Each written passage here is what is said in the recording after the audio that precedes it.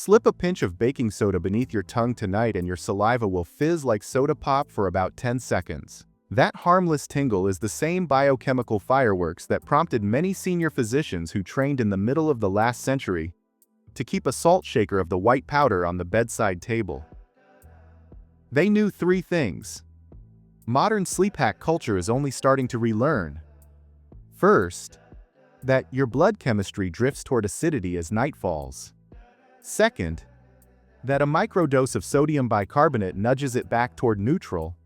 And third, that a steadier pH can calm midnight heartburn, ease restless muscles, and help the kidneys finish their evening workload.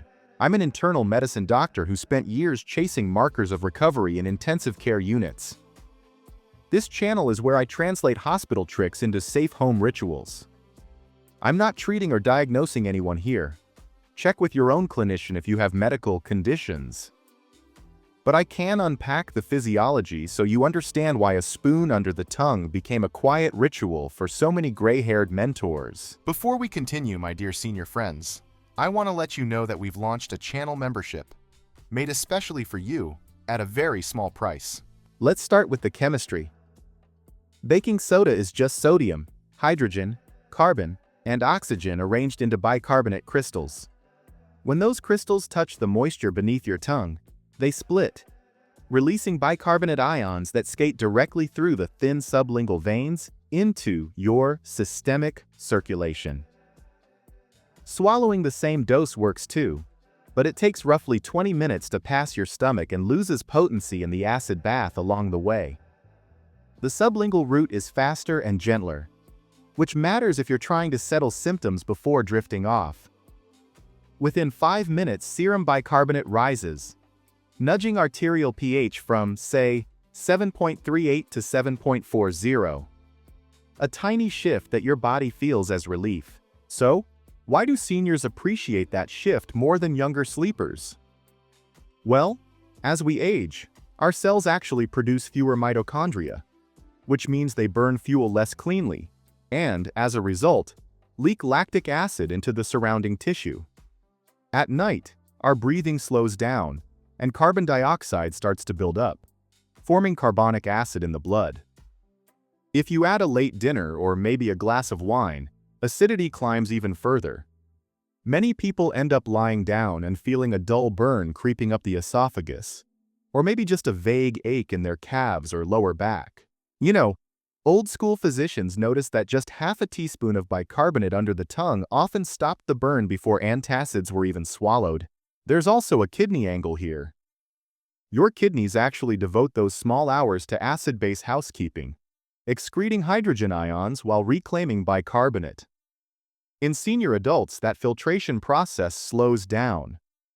Bicarbonate absorbed under the tongue gives the kidneys a bit of a head start, easing the burden on those fragile nephrons. A small trial in patients with mild chronic kidney disease showed that bedtime bicarbonate preserved glomerular filtration rate better than morning dosing, because it countered the nightly acid surge that damages tubules. The dose was modest, about 2 grams, which is just the amount that fits on a teaspoon. But the protective trend was really clear. Muscle cramps belong in this story too. They're often blamed on magnesium loss, but endothelial researchers highlight pH swings as a trigger. When extracellular fluid becomes acidic, calcium floods muscle fibers and keeps them contracted. Raising bicarbonate buffers the acid and allows fibers to relax. Seniors with nocturnal calf spasms sometimes find that the pinch of soda loosens the knot before it forms. Athletes exploit the same trick before sprint events, swallowing larger doses to blunt lactic acid spikes. The bedside version is gentler and far less likely to cause the stomach upset larger oral doses create. Let's zoom in on the method because details matter. Granulated baking soda dissolves slowly, so grind it between 2 spoons or buy the extra fine version sold for espresso machines. Measure no more than half a level teaspoon, about 2 grams. Larger amounts add sodium that some hearts and kidneys can't handle.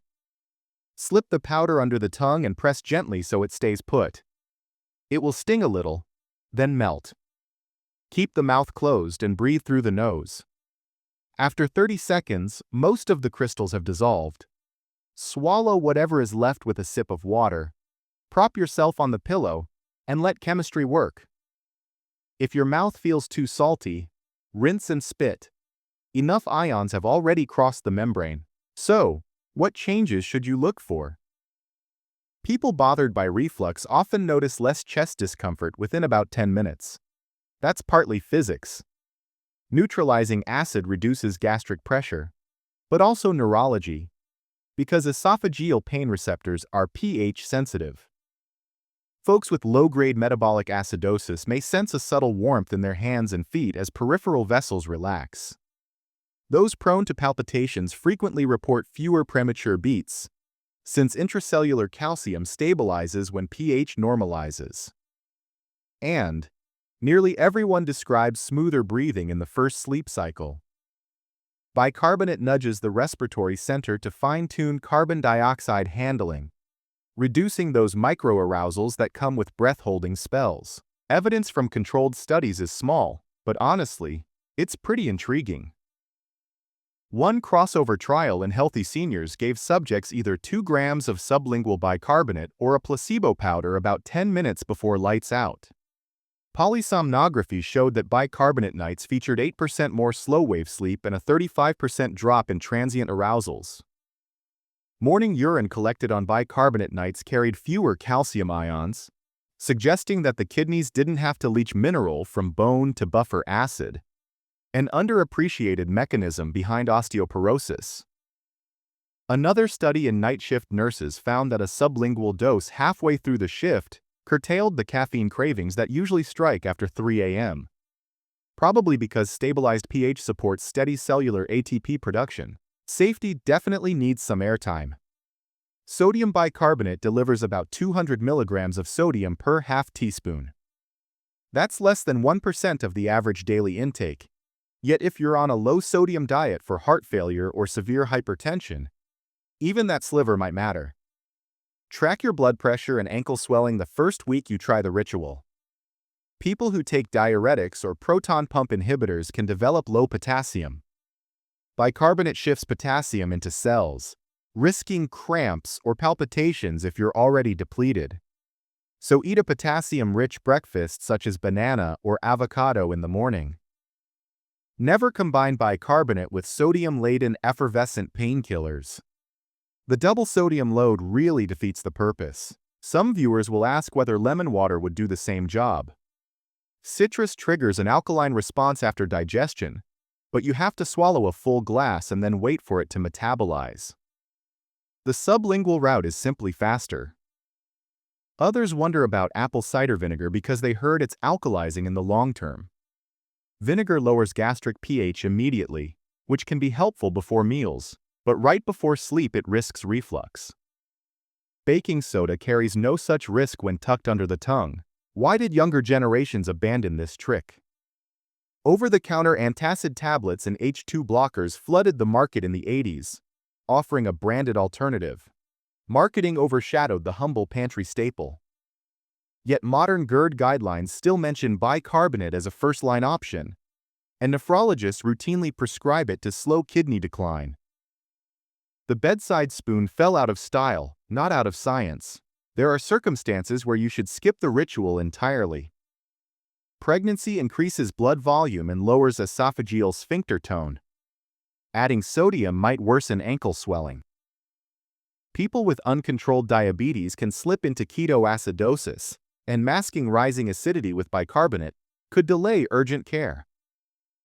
Anyone on lithium therapy must be cautious, since bicarbonate accelerates lithium clearance and can destabilize mood control. If any of those apply, consult your team before experimenting. For everyone else, the practice is refreshingly low-tech.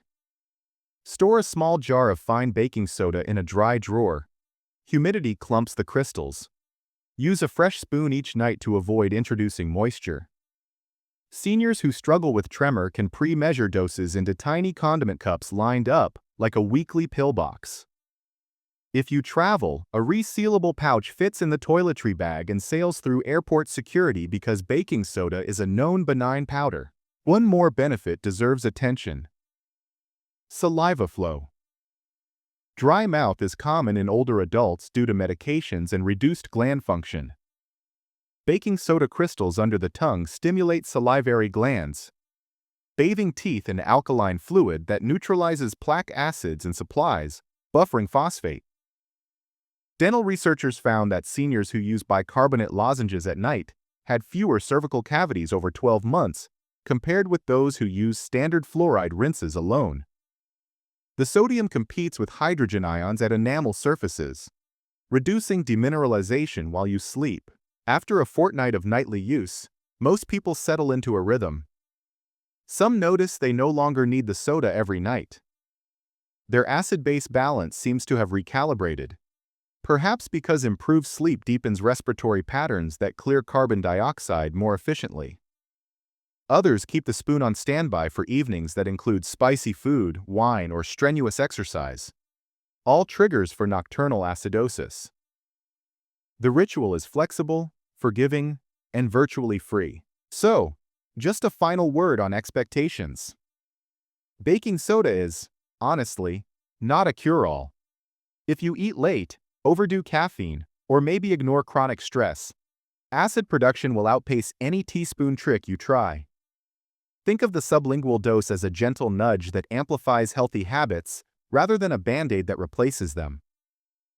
It's important to maintain a 3-hour gap between your last heavy meal and pillow time. Take a walk after dinner to clear residual glucose and carbon dioxide, and hydrate during the day so your kidneys can flush acids without borrowing minerals from bone. When these basics are in place, the bedside powder acts like a tuning fork that brings the orchestra of metabolism into harmony. By now, you know why those stern, spectacled doctors of the past century trusted a pantry staple more than glossy tablets.